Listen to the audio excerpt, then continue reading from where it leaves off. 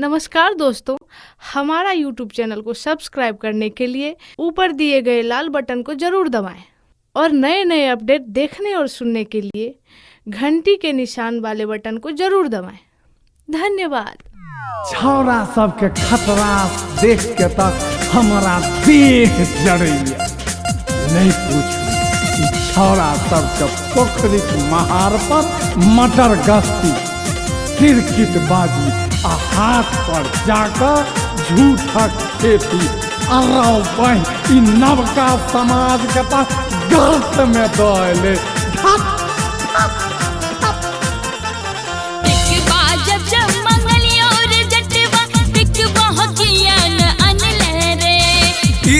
घर वाला आ घर वाली के पंचरंगी कार्यक्रम छे, सुनल जाओ।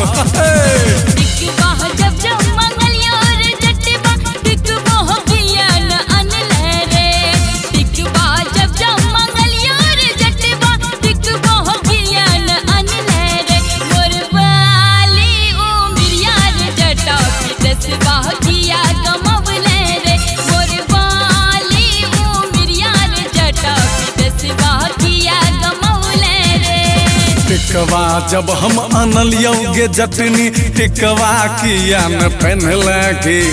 टिकवा हाँ हाँ टिकवा टिकवा ओहो टिकवा। टिकवा जब हम अनलियो गे जटनी टिकवा किया न पहनले गे।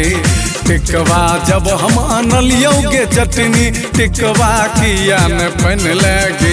तोर बाली उमरिया के चटनी नहीं राखिया गमौलेंगे। तोर बाली उमरिया के चटनी नहीं राखिया गमौलेंगे।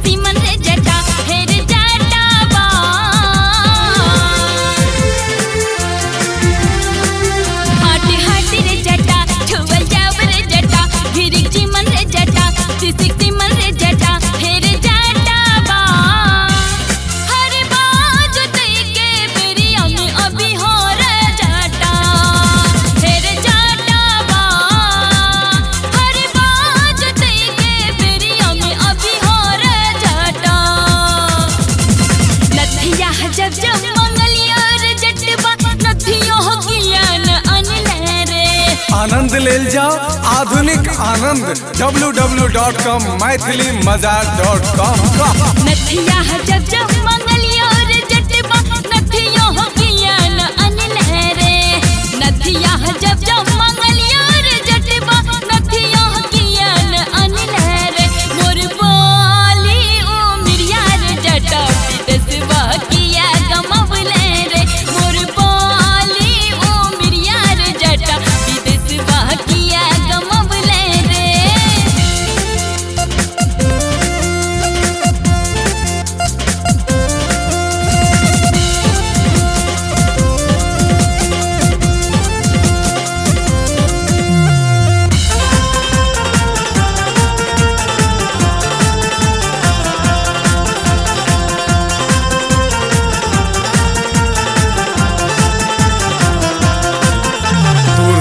गे जटिन दूर रही है गे जटिन सड़ल भात गे जटिन मक्के दाल गे जटिन है गे जटनी।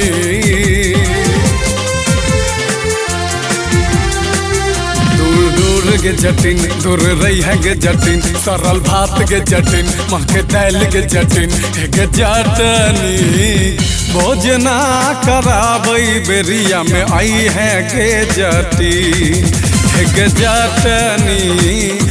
भोजना कराब के बेरिया में आई है गे जटिन। नथिया जब हम अनलियो गे जटनी नथिया किया न पहनले गे। नथिया हाँ हाँ नथिया नथिया हाँ नथिया नथिया जब हम आनलियो गे जटनी नथिया किया न पहन लेगे नथिया जब हम आनलियो गे जटनी नथिया किया न पहन लेगे तोर बाली उमरिया गे जटनी नहीं राखिया गमौलेगे तोर बाली उमरिया गे जटनी नहीं राखिया गमौलेगे